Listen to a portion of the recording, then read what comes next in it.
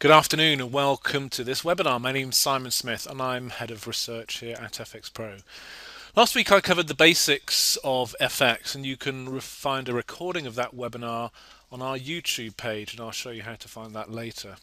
This week I'm going to cover the basics of FX trading. I'm going to tell you absolutely nothing about how you make a decision to buy or sell a currency, because there's numerous books that have been written on that and certainly can't do it justice within the space of 30 minutes. Instead, I'm going to focus on the structure of a suggested approach to trading, and it's designed to help you think ahead and help you avoid some of the basic and common mistakes that novice traders make. Before I do that, I just need to make you aware of the disclaimer. This essentially, to paraphrase, says that this should be considered a marketing communication and not be considered investment advice. And also, just the risk warning lets you know that CFDs are leveraged products and aren't suitable for all investors, and if necessary, you should take appropriate advice. It's good if you can get involved. The webinar software, you will find at the top a little drop-down Q&A panel. So during the webinar, if you can keep your questions related to the content that I've presented so far, that would be great, so we can maintain the flow and keep things on topic. And I'll address them as I can as we go along the way. All questions will be posted anonymously. They're only seen by me. This webinar will be recorded, but I won't refer to anyone by name, and I will again answer questions anonymously. So this webinar, I'm going to sort of give a quick summary of what I covered last week.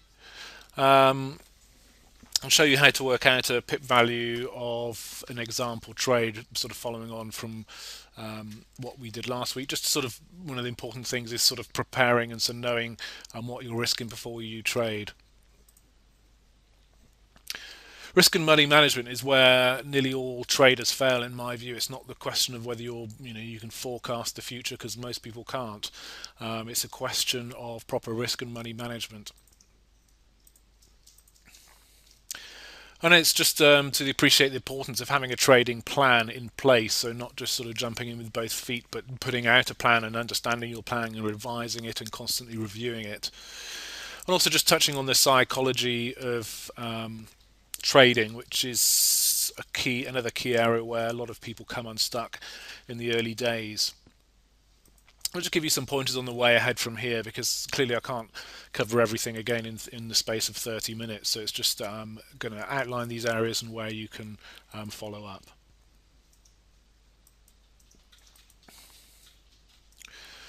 So last week we went right to the basics, and we covered what essentially what Forex is.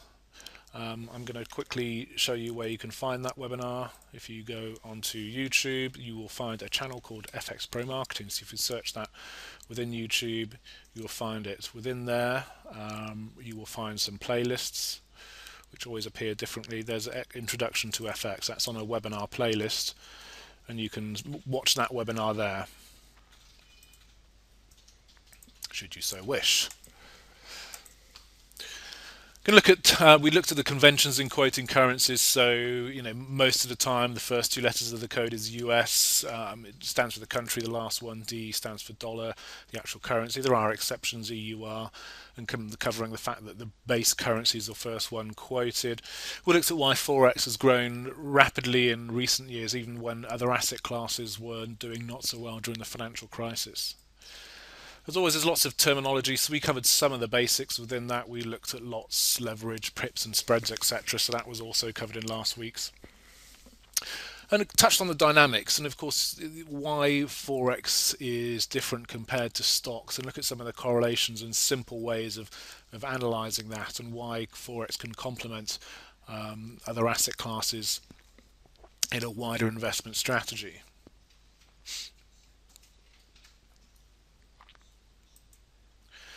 These are some of the sort of terms we were covering last week. I did an example last week, a very, very simple example. So I think I've revised this one just to sort of make the numbers work out a bit better. So we're doing an example of buying one lot at 1 to 200 leverage. And to do that with our, we need a 500 margin. I think we're doing this with a larger account than last week as well. So the important thing is to calculate the pip value. We talked about pips last week, and a pip in euro dollar is this fourth decimal place. It's for most currencies. One pip is the fourth decimal place. The main exception on the majors being dollar yen, which is quoted normally to the two decimal places in the convention. So we need to know at the beginning what's the value of each pip is in that trade. So we can calculate it in a simple formula, and there are apps you can get, tools you can get online. You can do it within. There's an MT4 plugin as well, which does the same thing, just to calculate that notional value, the value of one single pip.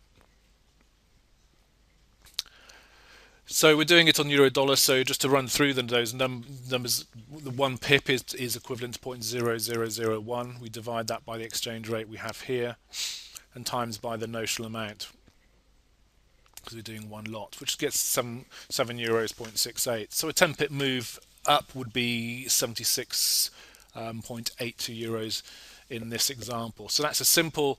You wouldn't have to sort of get your calculator out every time. As I said, there are, depending on, there are tools within our website. If you just search FX Pro tools, again, as I mentioned, you can get similar within MT4. CTrader will calculate it automatically once a trade is open, but you can again use those tools to work out your risk before you jump in as well. So just making that point again, so you have to convert to the account currency. We've done this on euros because euros is the base currency, but say I was trading in a sterling based account, then we just need to convert that to our base currency for our account, which is where the profit and loss, etc., will be done. So if your account is not based in the base currency, you would need to do that last conversion. And I do this at the beginning because of the importance of risk and money management to trading.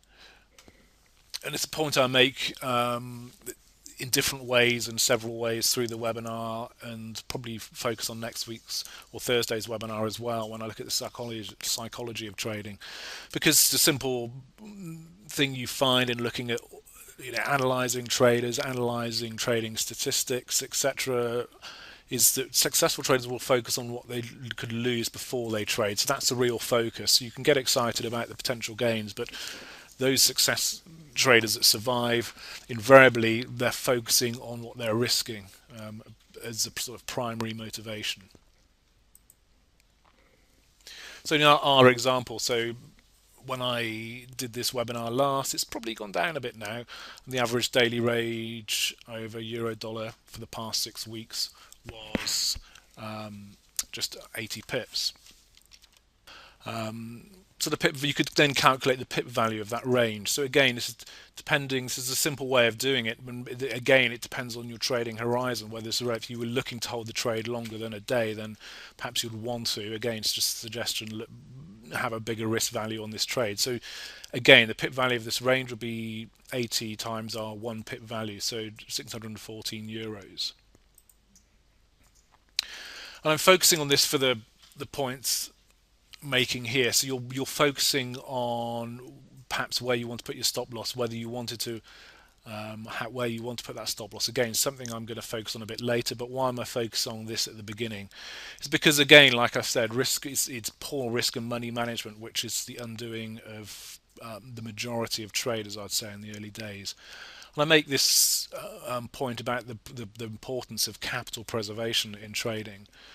Because you've set this aside as risk capital, it would always refer to that all books. When you're trading in sort of leverage products, you have to be prepared.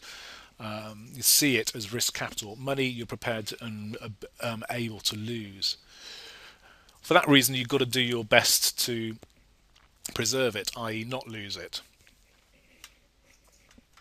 And you consider just 1,000 of trading capital.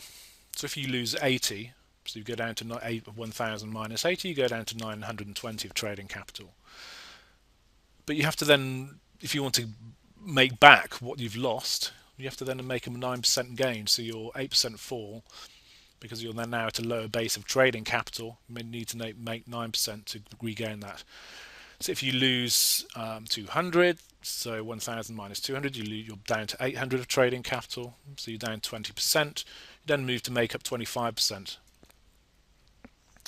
Again, if you're here, then I think you're pretty much doomed. So if you do end up in this situation, it's pretty much, I would say, certain that you will not make that money back. The mistakes you've made to get you down here are never going to allow you to suddenly. I could never imagine what would then turn this trader around to suddenly be able to double their money to even get back where they were. So you never want to be in this position where you've lost half your trading capital, which is the importance of what I was saying at the beginning. So working out what you're prepared to risk, where you want to put your stop loss, what that is as a proportion of your total trading capital. So if your stop loss is 25%, let's say, or 20% of your trading capital, that's why people get wiped out. You're risking too much of your risk capital on one trade, and you only need two say you were risking 25%, you only need two losing trades to pretty much get you from a position from which you will invariably be unable to recover. This is another way of saying the same thing. So if you take care of the losses, focus on the losses, really rationalize how much you're prepared to lose, then the profits look after themselves. And again, that's what this chart illustrates, that same point, in a way that taking care of that risk capital is a way of ensuring that or making it more likely that the profits work out. That's why I said, just to underline the point, and I underline these points, and I repeat myself, not for the fear of being boring, because it's so important that you work out the pip value of your intended trade. So how much and then work out how much equity you are willing to risk. The bigger, if you risk more, as I said, the bigger the climb out of the hole. If you start losing your trading capital. So again, in our example, when we had a average true rate or trade, a stop loss away 80 basis points or 80 pips away from our current level on euro dollar, he was risking just over 600 euros of our trading capital. So you could say on a 10,000 account that was just under 6% or just over 6%.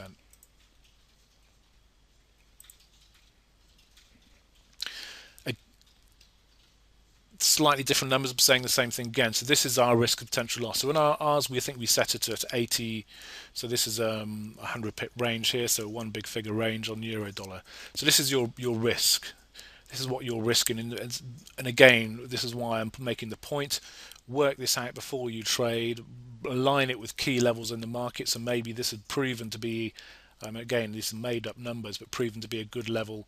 There was maybe good support for the market just above that 130 level. So maybe you set it at 130, knowing that if you've gone through this support just above 130, then we're likely to be moving lower. So that's where you put your stop loss, that position away. Then you'd work out that risk again using your pip value, and from there you work out what potential. So what do you want to potentially win from this trade? You need to align this with the levels of the market. Maybe this is a key level in terms of resistance as well. So again, this is all what you should be doing before you trade, and regardless and immaterial of whether it's the reasons for doing the trade. So it's going back to that previous example then. So we set the stop loss at the average range. Again, there are other ways of doing this. If you're trading on a longer time frame, you'd want to set a larger, and we want to lower the risk as well on that in terms of the amount. So as I mentioned verbally, we're risking 6% of our 10,000 balance. Now, again, you need to, when you're trading, work out, well, is that fair? Some people say less than that. Some people say you should never risk 2%. Some people might put 5% as a barrier, but you need to put this in context. You could reduce it, of course, by a number of ways. You could put a tighter stop, say, well, maybe you put your stop loss, your risk, as we put in that previous chart, lower, but it's more likely to be triggered. What often happens with traders is you move towards that stop loss, it's triggered, and then you happily or frustratingly watch the market then move in the opposite direction, i.e., in the direction you were first envisaging. So that's what often happens when people set stop losses too tight. You see it move and then actually see your trade come good, but actually you've been then stopped out. Of course, you could increase the amount of your risk capital.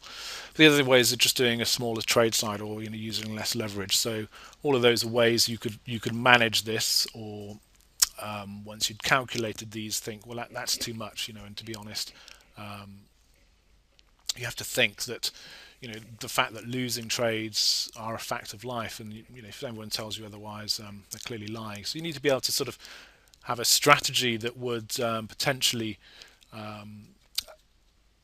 you cope with 3 to 4 consecutive losing trades, but not, in this case, it would lead to maybe a sort of 25% reduction in your account balance. You can probably cope with that. But if this was risking, as I said, 10, 20, 25%, then clearly there's a great risk that you are wiped out before you know it. So again, I'm underlying the point of thinking about all these things and the risk of money management, the amount you're risking before you start trading.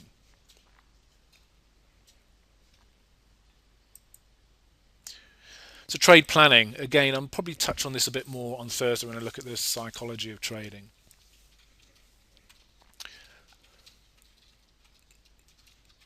So risk and money, again, making the point, risk and money management is all part of trade planning. It's sort of counterintuitive way, because perhaps you want to be focused on what you could gain, and that's what's perhaps motivating you to trade. But you should look at more what you could potentially lose, and it's boring. And I think some not necessarily in the nature of a risk-loving trader to look at what you could potentially lose, but that is the mindset you have to get into.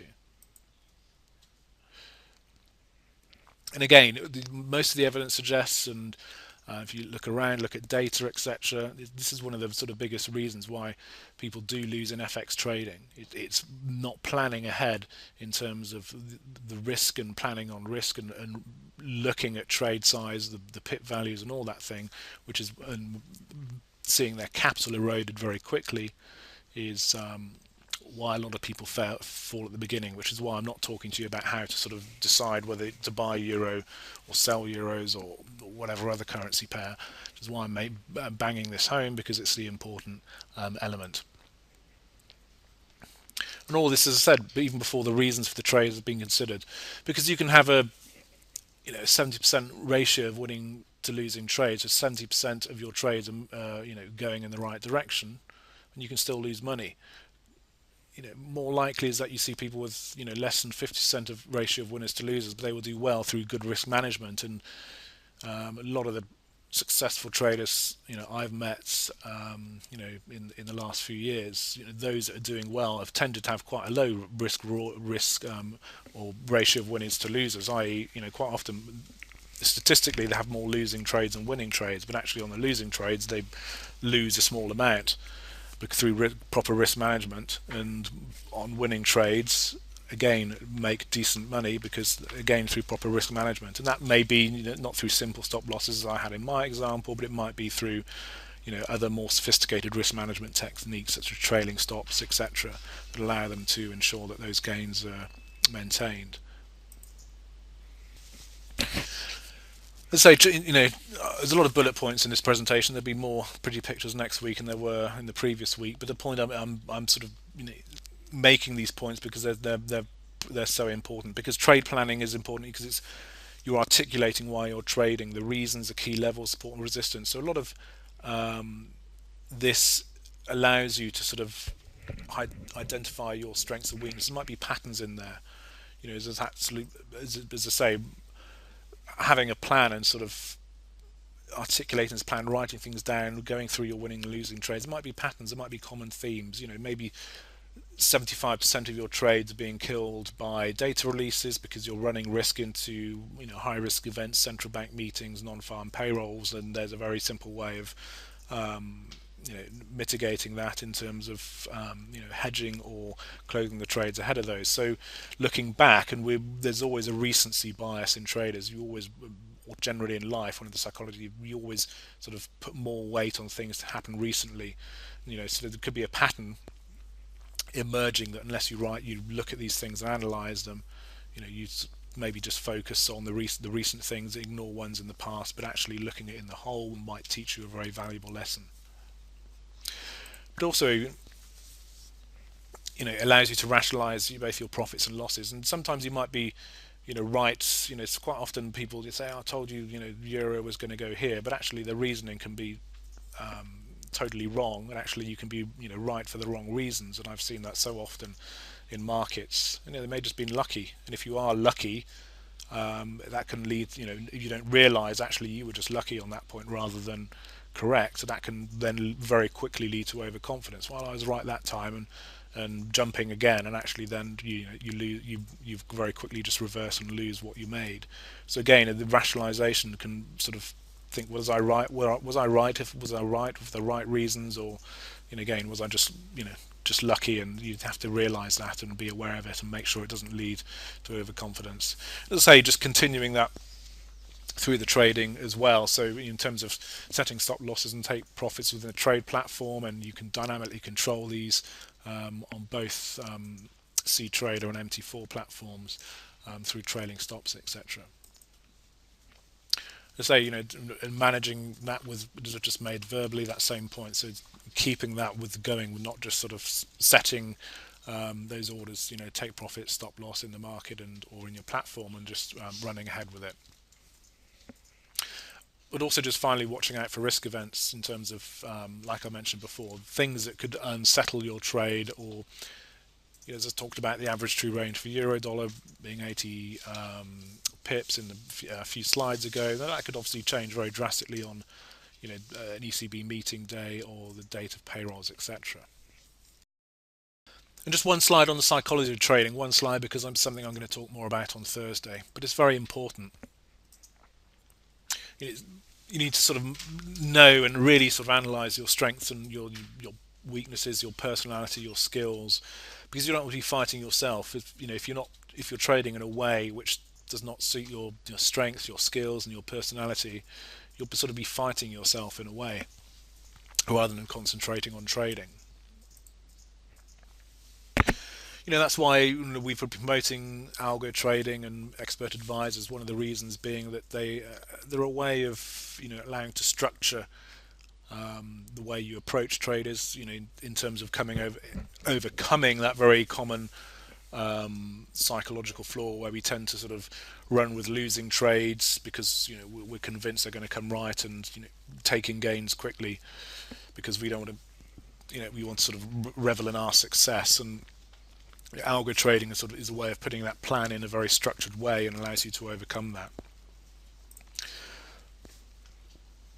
But also, understanding it also allows you to sort of overcome the wasted stress and energy of undertaking an approach which doesn't suit you. And as I said before, if you're doing that and you're sort of is draining you mentally, and means that you'll struggle to succeed.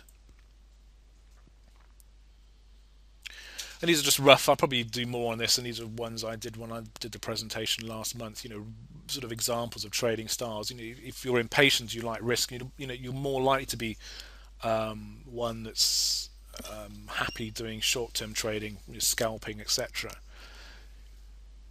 Personally, that's not really the approach I take. And I'm a more, I wouldn't want to trade that way because I'd find it, not enjoyable and probably stressful. But that's just a reflection of perhaps my approach. And I'm a more analytical and reasoned person, so you're taking longer time frames. You're not always having to be in the market. So that's sort of, if you need to sort of really build up the reasons for trading, then you're going to probably trade lower leverage, and you don't always have to have the thrill of having open positions on a daily basis. And it's when I'm sort of playing around with demo accounts. That's quite often the case, but other times I feel very convinced about things and will put on trades, etc. Others might be more sociable and want to actually learn from others and rank them on a peer basis. We're very as human beings, we are very, and there's other psychological surveys you see about what we we're very concerned about how we stack up with others, and some people are more concerned than others, which is why social trading might be more useful in terms of learning off others, seeing, or even just say, "Oh, well, I'm better than them," and forums and social media, etc. And some people, as a need that more than others. Let's say, you might be a time poor, investor, so you think, well, this is all very well and good, but I struggle to find the time to actually get involved. And why, we've recently launched Super Trader, and that's something you might, well, you're getting a sense of trading in FX markets, but you're more investing in other strategies and creating a portfolio of strategies, and that just might suit more people who are not geared or not wanting to sort of get involved in trading both feet and deal with these issues, but still want to be involved in FX or interested in FX, and that's something again we'll explore in webinars in December. So I've really just touched on the psychology side because I'm probably going to look at it more on Thursday afternoon's webinar. So in summary, hopefully you can now work out the pit value of a trade. Again, as I've mentioned, there are lots of ways you can do that in a more automated basis. And I've banged home the point maybe to the point of sounding a bit sort of overstating it, but the importance of understanding what you're risking is absolutely everything, and preserving that risk capital, focusing on the losses before you trade, focusing on minimizing losses, but also accepting them. And once you do that, then, as I say, the profits should look after themselves. It's not guaranteed, but that's the approach, the mental approach that those who have sort of lasted the distance tend to take. That's also the importance of having a plan. Again, I've referred to sort of analysing, even if you are right, whether it was right through more through luck rather than anything else, and if reflecting that and dealing with it, and not becoming overconfident just because you just had a sort of lucky streak and then risking more and then seeing it all go wrong. And that also comes down to the importance of trading psychology, and why I've emphasised at the end, and why I'm looking at it again on Thursday in a more detailed webinar, because it's an area where a lot of people come unstuck. It's not a question of being right and wrong in terms of market direction, in terms of support and resistance levels, or being able to predict the future. It's not under or dealing with that side of things again, where a lot of people come unstuck in the early days. And again, making the final point that it's this risk and correct risk and money management is the key, pretty much, to ensuring or making it more likely that you're going to have longevity and be a successful trader. As I said, this is a sort of basic feeder webinar. We're doing more advanced webinars over the course of December, but this one is really designed to sort of give you that confidence to sort of move on. As I said, you can see previous webinars in two ways. I mentioned that we have, if you go to the front page, you will see the webinars tab. You will see both upcoming webinars, but also some previous webinars are listed there as well. We're moving these as we do them to our YouTube page, which enables us to move away from what these watch back over the software we're using now. But YouTube is obviously more accessible, so we're migrating these over there, and this one will be on YouTube tomorrow. So you can again just go on YouTube and go to FX Pro Marketing channel. Just search for FX Pro Marketing. You'll find a webinars playlist there. You also see a new help center that we've just recently revamped quite substantially. So if you click on the front page, go to help center, you'll find lots of resources here. The Trading Academy, which we're also building out as we speak, a glossary, videos. So you can, all of these areas you can jump into. How-to section, looking at optimization and more algo trading on there, and FAQ as well. So use this because there's a lot of answers to questions in here as well. Some of it's product related and platform related, but also more general ones as well. So use all these resources and give us any feedback you wish to do.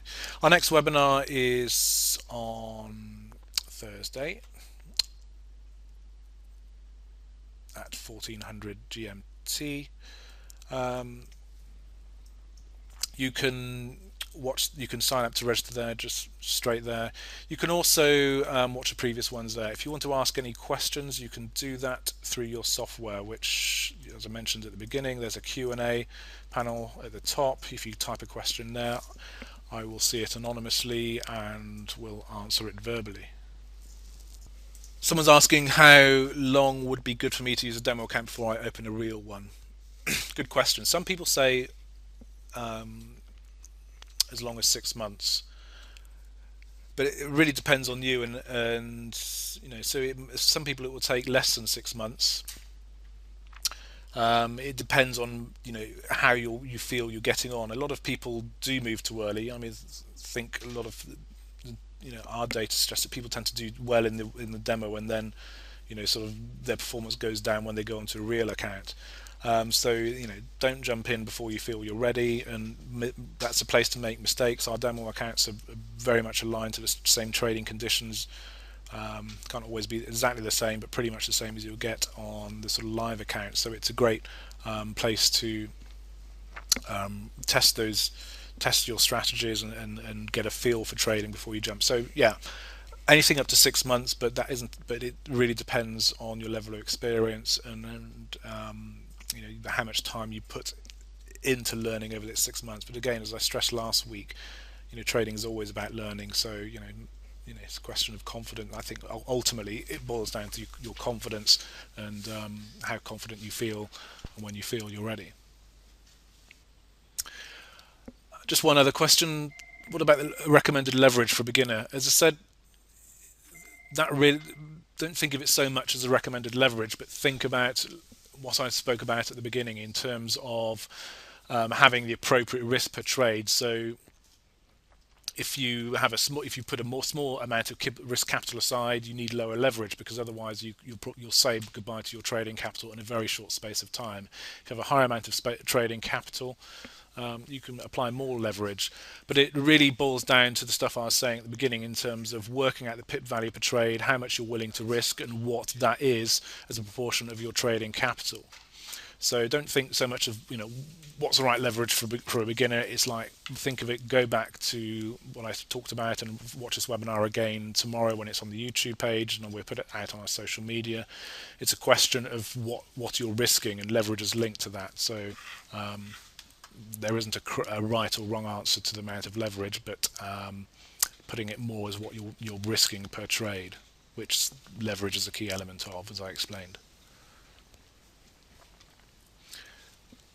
That's great. If there are no more questions, I will thank you for your time. Our next webinar is at the same time on Thursday.